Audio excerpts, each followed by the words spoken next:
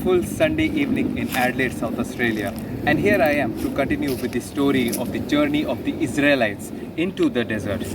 They've fought a war already, they've suffered through hunger and thirst. Well, now, God has actually descended upon Mount Sinai to lay down some ground rules according to which the Israelites would act further. Because look, they are in the desert, they are a moving society as a whole. So what you need is not more disorganization. What they need right now is more organization. So God has descended upon Mount Sinai to lay down some rules for the Israelites to act as a society. Okay, now Moses is actually called upon Mount Sinai to discuss these commandments, right? So now what's happening is that not everyone is called upon Mount Sinai, only Moses is. It is because if all the Israelites are sent upon Mount Sinai, there would be chaos, right? And another reason that the ordinary citizens of Israel, let's say the Israelites, cannot actually climb Mount Sinai is because it was informed to them that if they even touched Mount Sinai, they would be harmed. So, and I think it was important. It is because if you look in an office setting, it is not every day. The CEO doesn't usually have meetings with the low level employees. It doesn't mean that the CEO does not care about the low level employees. It's not that at all. It's more like if you have more people, it would be difficult to pass on that information, right? So now a divine hierarchy is being set right here. So the divine hierarchy goes like this. It is basically the integration of the heaven and earth. So the hierarchy goes like this: God, Moses, Aaron, and the Israelites. Now I'm going to go through one by one through the 10 commandments that was given by God to Moses on Mount Sinai. And these commandments are actually golden rules that can be followed to have a proper life. And it's not that I follow them every time, it's just that not everyone is infallible. No human being is infallible. Everyone is prone to the temptations that are being asked to get rid of in these commandments. So let's begin with the first one. Commandment number 1: do not worship any other God than your Lord God. In that commandment, God also follows this commandment by mentioning that God, He Himself, is a jealous God. Now that is very interesting because all this time we thought that jealousy was a bad feeling, and it is actually. But what does it mean to understand what it signifies? Jealousy is a feeling that comes upon you, that possesses you, that grips you, and indicates to you that you don't have something that the other person has. And that is a very harsh reality that you have to come to grips with, right? Because no one likes to be jealous. And jealousy means that now you have to take action to go out and get it. Well, here God simply wants His creations, His children, the Israelites, to just worship Him, just like a parent would expect of their child. Like a parent wouldn't want their child to go and listen to other parents, or only listen to other parents and not listen to them. So that is commandment number 1. Commandment number 2: do not take God's name in vain, because it is simply disrespectful to take the God's name in vain, the one who created you and me. So God actually commands respect from His creations. Commandment number 3: keep the Sabbath day. Well, God asks Israelites to keep the Sabbath day as a reminder that He is the creator. If you remember, Sabbath day is the 7th day of the week. Now what does it signify?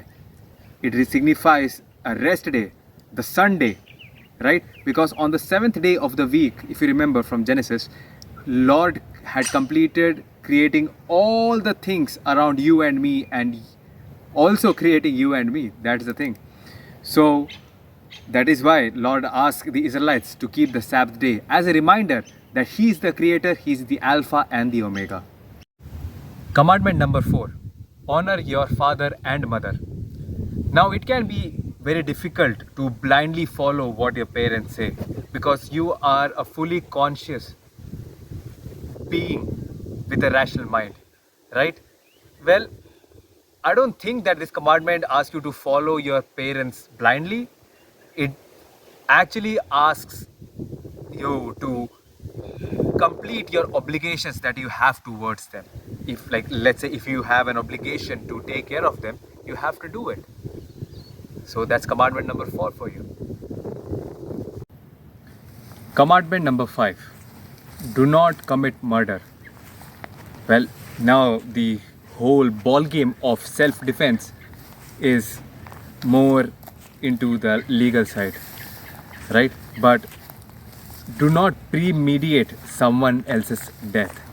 That is not allowed according to commandment number 5.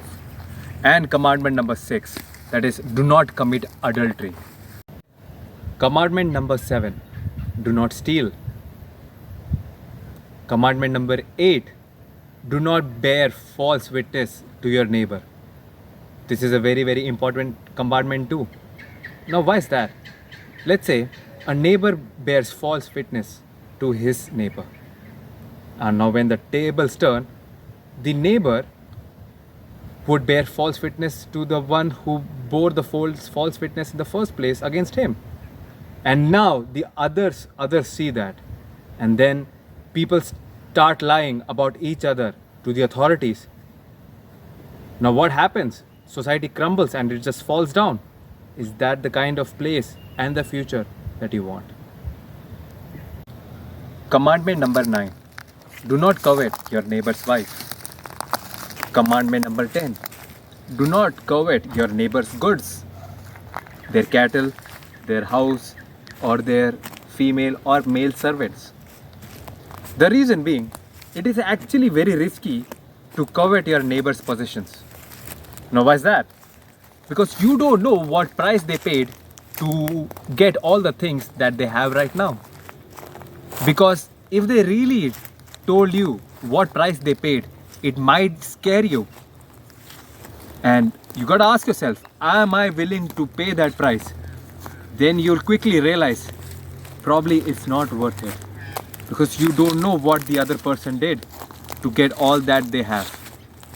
And it's very risky to presume that you'd be willing to pay the price that your neighbor did.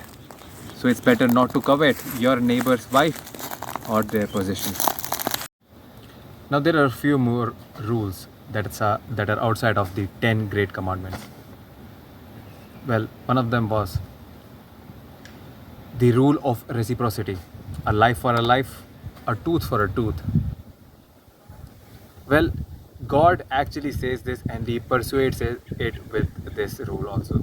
He says that if you knock out a tooth of your servant, you shall let them go free. Now, why is that? It is because the master defiled the servant's face, which was made in the image of God. Because human beings, most fundamentally, according to Genesis, are made in the image of God. So defiling that was good enough reason to let the servant gain his freedom. And another one of the rules that I like is, if you help your neighbor, if you lend them some money, and as a collateral your neighbor gives you their garments, which is basically in some sense everything that they had, you shall return it to them by the end of the day. Right? Because let's say you are actually disrespecting your neighbor by not returning them their clothes. You're exposing their nakedness, and that is a good enough reason for them to harbor some resentment towards you. So that's probably not a good idea. So that is another rule that God put down for the Israelites. Another rule is do not show partiality to the poor in a dispute. That's what our judicial system is for. No matter if you are rich or if you are poor, both get the opportunity to represent themselves and bring their sides forward for the greater achievement of justice. Another rule that caught my eye is that do not oppress the stranger because you were a stranger once. It is actually related to the Israelites and to our lives, but let me just put down the Israelites perspective. So what's happening there is, Israelites were in the land of Egypt once and then they got integrated into the society there. So that's what that points towards. And well, in the modern life, when someone walks into an office who is a newbie in an office, he or she might find that there are already groups formed and they might not be very welcoming. It's better to be welcoming to the newbie because you don't know what the fresh blood brings into the office. You might use those new talents of the newbie to actually achieve your objectives because they might be good at something that at some skills that your current team lacks, and then they can actually come into the group where you promote them and they can expand themselves as a professional in that team, and then you can achieve your objectives and then everyone wins in the end. And how is that not the best plan possible? So it's better to welcome the stranger and try to expand their potential so that it benefits the stranger and your group, and then eventually the stranger becomes part of the group, and then comes the next stranger who eventually becomes part of your group. And I think that's how civilized societies are built now. Everyone was once a stranger and now we are a society as one. Now just to recapitulate, God has descended upon Mount Sinai to lay down rules for the Israelites, his chosen people. So we went through the 10 commandments that has been known throughout the history, and also some additional rules. There are quite a few many rules, but I couldn't go through all of them. Well guys, it's been a pleasure to talk with you guys again this week. I look forward to the next video. All the best.